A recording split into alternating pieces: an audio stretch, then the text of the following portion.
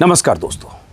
बीते 10 सालों में मोदी राज में देश में हिंदू मुसलमान के नाम पर जिस ढंग से नफरत की राजनीति हो रही है, जिस तरह से लोगों के जहन में नफरत भरने की कोशिश हो रही है, जिस तरह से बहुसंख्यक आबादी के भीतर उनके जहन में, उनके दिलो दिमाग में एक धर्म विशेष को लेकर नफरत का हेवी डोज दिया जा रहा है तरह तरह से, चाहे मीडिया के जरिए हो, चाहे बीजेपी नेताओं के जरिए हो, चाहे कट्टरपंथी हिंदू ताकतों के नैरेटिव के जरिए हो, उसका नतीजा, उसका असर अलग अलग तरीके से अलग अलग हिस्सों में हम देखते रहे। बहुत कुछ हुआ है बीते 10 सालों में इस देश में, लेकिन अलग अलग तरह की खबरों के बीच एक खबर गुजरात से आई है, प्रधानमंत्री मोदी के गुजरात से, उसी गुजरात से जहां वो लगातार मुख्यमंत्री रहे।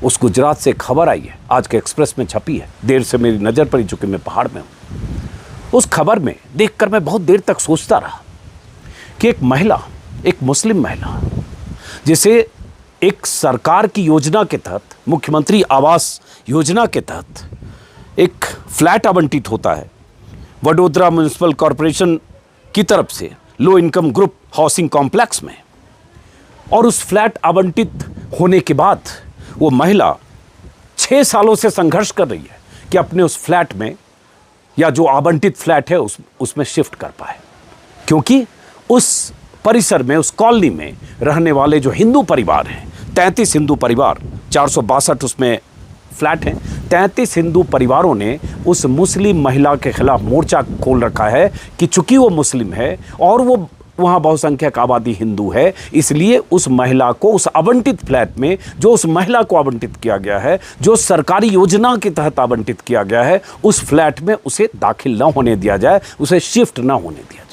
जब यह खबर मैंने सुबह अखबार में पढ़ी, Muslim women allotted flat under CM scheme in Vadodara residents protest, जब ये खबर मैंने अखबार में पढ़ी और उसमें एक तस्वीर देखा कि हाउसिंग कॉलोनी जो है बड़ोदरा की, उस हाउसिंग कॉलोनी के कुछ लोग प्रोटेस्ट कर रहे हैं, विरोध कर रहे हैं, एक तस्वीर भी है, मुझे बहुत ज़्यादा हैरानी नहीं हुई, क्योंकि मैंने इस 7, 8, 10 साल में तरह तरह की खबरें देखी इस देश में, लेकिन ऐसी घटनाएं अगर होती हैं तो मन को बेचैन ज़रूर करती है, लगता है कि देश में क्या हो रहा है।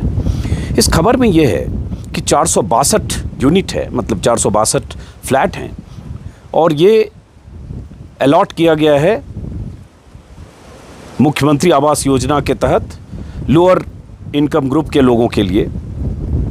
और इसमें एक फ्लैट जो एक मुस्लिम महिला को आवंटित किया गया, और उसी फ्लैट में जब वो पोजीशन लेने के लिए, अभी उनकी उम्र 44 साल है, पोजीशन लेने के लिए 2020 से वो संघर्ष कर रही हैं ख़ास तौर से, और 2020 से ही उनके खिलाफ वहाँ विरोध हो रहा है। और जो वहाँ के रेजिडेंट्स हैं, जो निवासी हैं परिसर में, जो हिंदू हैं, मैं कहूँगा कट्टरपंथी हैं, नफरती हैं, उन लोगों ने मुख्यमंत्री तक को चिट्ठी लिखकर उस महिला के फ्लैट आवंटन को कैंसिल करने के लिए कहा है कि उन्हें यहाँ इस फ्लैट के आवंटन को कैंसिल किया जाए। और उस महिला की तकलीफ़ है, वो महिला कह रही है कि मैं बड़ोदरा में रही, यहीं मैं पली बढ़ी, और मेरे जो पड़ोसी हैं वो हिंदू हैं, मैं कहीं इस तरह से मुसलमानों की सघन आबादी वाले इलाके में नहीं रही, और मैं चाहती हूँ कि मेरा बेटा उसी तरह से पले बढ़े और उसी तरह से इंक्लूसिव नेबरहुड में पले बढ़े, उसके दिमाग में इस तरह की कोई भावना ना आए। और उसके बाद 6 साल से, हाँ 6 साल, बल्कि 6 साल से संघर्ष कर रही हैं अपने उस फ्लैट में जाने के लिए। उनका बेटा अब 12 साल का है और वो सब कुछ समझ रहा है, ये वो लेडी कर रही हैं। और उसमें 33 हस्ताक्षरकर्ता हैं, 33 निवासी हैं, जिन्होंने district collector, mayor, VMC commissioner सबको चिट्ठी लिख, बड़ोदरा पुलिस स्टेशन सबको चिट्ठी लिखकर कहा है कि इनके फ्लैट का आवंटन कैंसिल किया जाए और इस महिला को उस फ्लैट में दाखिल न होने दिया जाए। मतलब उस महिला के नाम से जो आवंटित फ्लैट है उसमें उन्हें मूव न करने दिया जाए, शिफ्ट न करने दिया जाए। और ये गुजरात के बड़ोदरा शहर के हरनी के रेजिडेंशियल कॉम्प्लेक्स का मामला है, Motnath residency cooperative housing services society limited का है। और यहाँ मुख्यमंत्री आवास योजना के तहत 2017 में 462 फ्लैट बनाए गए, इसमें 461 में हिंदू परिवार रहते हैं, और ये 44 साल की मुस्लिम महिला कौशल विकास विभाग में काम करती है। अब ये समझिए, कौशल विकास विभाग में काम करती है, मतलब सरकारी महकमे में काम करती है। सोसाइटी वालों का क्या कहना है?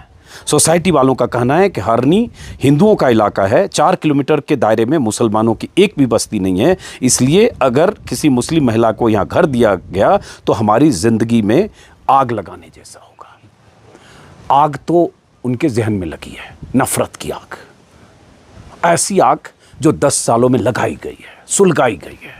हर आदमी के जहन में नफरत का हैवी डोज इंजेक्ट किया गया है। इस तरह से इंजेक्ट किया गया है कि वो मुसलमानों को, एक धर्म विशेष के लोगों को अपने खिलाफ समझे या देखकर उनके भीतर नफरत की प्रवृत्ति पैदा हो। अगर किसी को मकान मिला किसी कैंपस में तो आप उसको जाने नहीं दे रहे हैं, क्योंकि आपसे लग रहा है ये कौन सी प्रवृत्ति है कि आपको लग रहा है कि ऐसे में किसी मुस्लिम महिला को यहाँ घर दिया गया तो हमारी ज़िंदगी में आग लगाने जैसा होगा। उसी में खबर है 17 में लो इनकम हाउसिंग कॉम्प्लेक्स में फ्लैट मिला था और उसके बाद से जैसा मैंने कहा विरोध प्रदर्शन हो रहा है। हरनी पुलिस स्टेशन ने सभी संबंधित पक्षों के बयान दर्ज किए। 3 साल पहले 4 साल पहले जब विरोध हुआ मामले का निपटारा कर दिया गया और अब जब महिला शिफ्ट होने के लिए की तैयारी कर रही है तो फिर से सोसाइटी में 10 जून से प्रदर्शन हो रहा है। हाँ, ये मामला खबर इसलिए आई कि 10 जून से यानी 4 दिन पहले फिर से प्रदर्शन शुरू हुआ है। अब उस महिला ने कहा, दैनिक भास्कर में बयान देख रहा हूँ उस महिला का, कि मेरे सारे सपने अब टूट गए, लगभग 6 साल हो गए लेकिन मुझे अब तक कोई समाधान नहीं मिला है। मेरा बेटा 12वीं कक्षा में है, इतना बड़ा हो गया है कि समझ सके क्या हो रहा है। इस तरह के भेदभाव से उसके दिमाग में क्या असर पड़ेगा।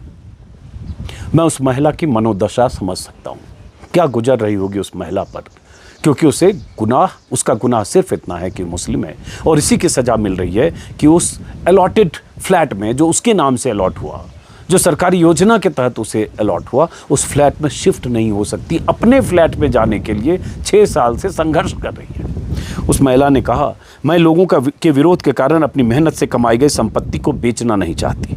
मैं इंतज़ार करूंगी। मैंने कई बार कॉलोनी की मैनेजिंग कमेटी से भी बात करने की कोशिश की लेकिन उन्होंने कोई जवाब नहीं दिया। विरोध से 2 दिन पहले उन्होंने मुझसे मेंटेनेंस फीस के बारे में पूछा। मैं 1 टाइम मेंटेनेंस चार्ज के तौर पर 50,000 रुपये नगर निगम को पहले ही दे चुकी हूँ। सोसाइटी के लोगों का कहना है कि अगर मुस्लिम परिवारों को रहने की अनुमति दी गई तो यहाँ कानून व्यवस्था बिगड़ सकती है। और एक ने तो ये भी कहा कि हमने इस कॉलोनी में घर इसलिए बुक किए क्योंकि यह एक हिंदू एरिया है और हम नहीं चाहते कि दूसरे धर्म के लोग हमारे बीच में रहें। बताइए, मुस्लिम महिला के फ्लैट के पड़ोस में रहने वाले एक शख्स ने कहा पहचान उजागर न होने की शर्त पर कि मामला सिर्फ खान पान का नहीं बल्कि हमारे परिवेश के बारे में है। अलग धर्म के लोगों के बारे में सोचकर यहाँ के लोग चिंता में हैं। हम अल्पसंख्यक परिवार के साथ अपने पड़ोस में रहने पर सहज महसूस नहीं करते। वहाँ उसके फ्लैट को रद्द करने के लिए पार्षद, विधायक, सांसदों का घेराव करने का ऐलान कर रहे हैं और कह रहे हैं मुख्यमंत्री का घेराव करने से भी हम गुरेज नहीं करेंगे।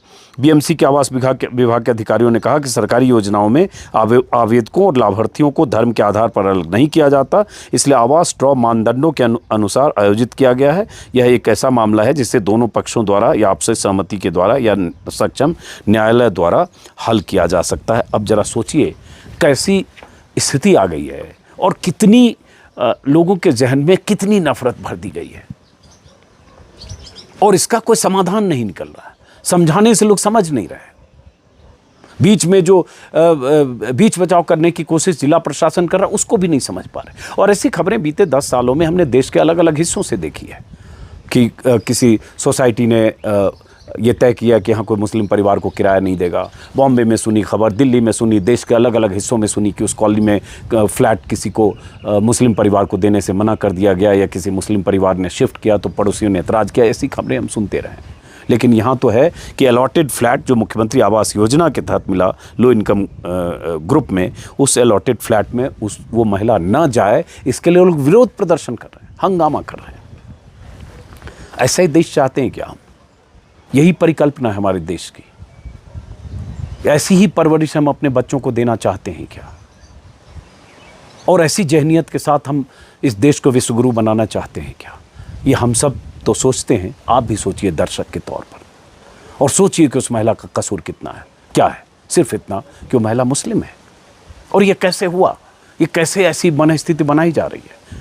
ये किस तरह की राजनीति, किस तरह का मीडिया, किस तरह का नैरेटिव इस देश? ऐसा नहीं है कि पहले नहीं होता होगा, पहले भी होता होगा, लेकिन बीते 10 साल में इस तरह की नफरती प्रवृत्तियों को विस्तार मिला है, उनकी बुनियाद मजबूत हुई है क्योंकि सत्ता का संरक्षण है, सत्ता की प्रवृत्ति वही है। जो मीडिया है, एक मीडिया का बड़ा तबका उसी तरह से नफरत की खेती करता है, उसी तरह से नफरती प्रवृत्ति की खबरें और नैरेटिव गढ़ता है, दिखाता है, और आपके भीतर वो नफरत का संचार होता रहे, इसके लिए बहुत तयशुदा ढंग से पूरी कोशिशें होती हैं। और ये सब राजनीति भी है, आप समझते हैं। तो मैं तो उस महिला का नाम नहीं जानता, एक्सप्रेस में नाम नहीं है, दैनिक भास्कर में भी नाम नहीं है। मेरी पूरी उनसे सहानुभूति है, हमदर्दी है और अफसोस है कि उनके साथ ऐसा हो रहा है। और जब उनके साथ ऐसा हो रहा है तो किससे शिकायत करें? समाज से, सरकार से, हमसे, आपसे, किससे? देश उनका भी है। ये देश जितना हमारा है उतना उनका भी है, उनके परिवार का भी है। जरा सोचिएगा। फिलहाल इस वीडियो को यहीं ख़त्म करते हैं, चूँकि बहुत जल्दी में मैं अभी कहीं पहाड़ में हूँ। खबर देखी तो मुझे लगा कि इस पर बात की जानी चाहिए। नमस्कार।